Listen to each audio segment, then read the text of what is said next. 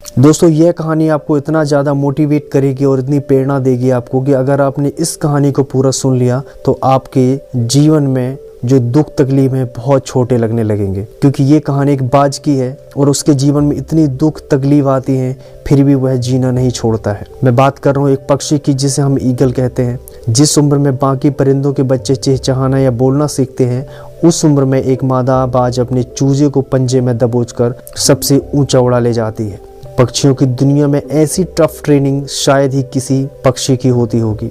मादा बाज अपने चूजे को लेकर लगभग 12 किलोमीटर ऊपर ले जाती है जहां पर लगभग हवाई जहाज ही उड़ा करते हैं और वह दूरी तय करने के बाद मादा बाज 7 से 9 मिनट का समय लेती है। यहाँ से शुरू होती है उस नन्हे चूजे की कठिन परीक्षा। उसे अब यहाँ बताया जाएगा कि तू किस लिए पैदा हुआ है, तेरी दुनिया क्या है, तेरी ऊंचाई क्या है, तेरा धर्म सबसे ऊंचा है। और फिर मादा बाज उसे अपने पंजों से छोड़ देती है। धरती की ओर ऊपर से नीचे आते वक्त लगभग 2 किलोमीटर उस चीज़ों को तो इस चीज़ का एहसास ही नहीं होता है कि उसके साथ चल क्या रहा है या हो क्या रहा है। 9 किलोमीटर अंतराल के बाद उस चूजे के पंख को कंजाइन से जकड़े होते हैं, वह खुलने लगते हैं। लगभग 7 किलोमीटर आने के बाद उसके पंखे पूरी तरह खुल जाते हैं। यह जीवन का वह दौर होता है जब बाज का बच्चा पंख फड़फड़ाता है। अब धरती से लगभग 3000 मीटर दूर है लेकिन अभी तक वह उड़ना नहीं सीख पाया। अब धरती से बिल्कुल करीब आता है जहां वह देखता है कि धरती कैसी होती है। अब वह धरती के बिल्कुल करीब आ जाता है। अब उसकी दूरी धरती से महज 700-800 मीटर होती है लेकिन उसका पंख अभी इतना मजबूत नहीं हुआ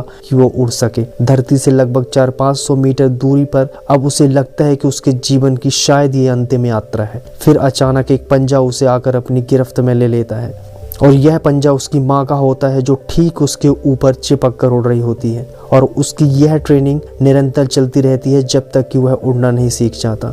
और यह ट्रेनिंग एक कमांडो की तरह होती है जब जाकर दुनिया को एक बाज मिलता है और अपने से 10 गुना अधिक वजन वाले प्राणी का वह शिकार करता है। और इसका संघर्ष यही समाप्त नहीं होता। बाज पक्षियों का राजा यूं नहीं कहलाता। अपने शान शौकत और स्वाभिमान के लिए वह अनंत पीड़ा दुख तकलीफ सहता है।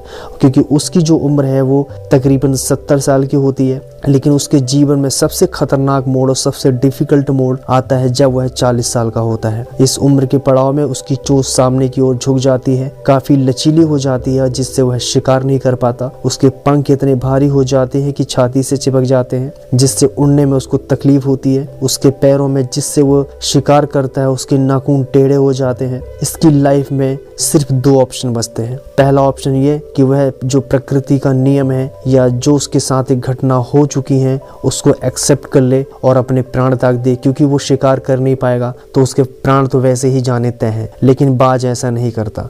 वह अपने जीवन में उठ खड़ा होता है और अपनी परिस्थितियों से लड़ने की कोशिश करता है। वह अपने जीवन में लड़ने के लिए प्रेरित होता है और इस उम्र में वह अपने इलाके की जो सबसे ऊंची चोटी होती है वहां पर चला जाता है और अपनी चोंच को पत्थर पर मार मार कर लहूलुहान कर लेता है और अपनी जो चोंच होती है उसको तोड़ डालता है। और यही कहानी उसके पैरों के नखूनों के साथ होती है। वह अपने नखूनों को पत्थर पर रगड़ कर उसे भी तोड़ डालता है। अंततः बाज को अपनी तपस्या का फल मिलता है और प्रकृति उस ठीक 6 महीने बाद उसे चोंच और नाखून फिर से वरदान स्वरूप देती है। दोस्त यह कहानी अभी खत्म नहीं हुई है। अब बारी आती है उसके पंखों की। अपनी नए चोंच के साथ बाज अपने पंखों को नोच कर जिस्म से अलग कर देता है और उसको इतना दर्द सहना पड़ता है इस दौरान कि कोई नॉर्मल पक्षी उसी समय अपने प्राण त्याग दे। पर इतनी पीड़ा सहता है वो बाज और अपने स्वाभिमान के लिए वह सब सहता है और सब करता है। करीब 6 महीने के बाद जब उसे नए पंखे के स्वरूप एक नया जीवन मिलता है फिर वह अपनी बाकी की जिंदगी उसी शान और शौकत से जीता है जैसे पहले जीता था। वर्तमान समय की अनंत सुख सुविधाओं की आदत व पेरेंट्स के बेमिसाल लाड़ प्यार की वजह से अपने बच्चों को हम ब्रॉयलर मुर्गे जैसे बनाती है जिसके पास मजबूत टांगे हैं पर वह चल नहीं सकता, वजनदार पंख तो हैं पर वह उड़ नहीं सकता। गमले के पौधे और जमीन के पौधे में बहुत फर्क होता है। बहुत बहुत धन्यवाद।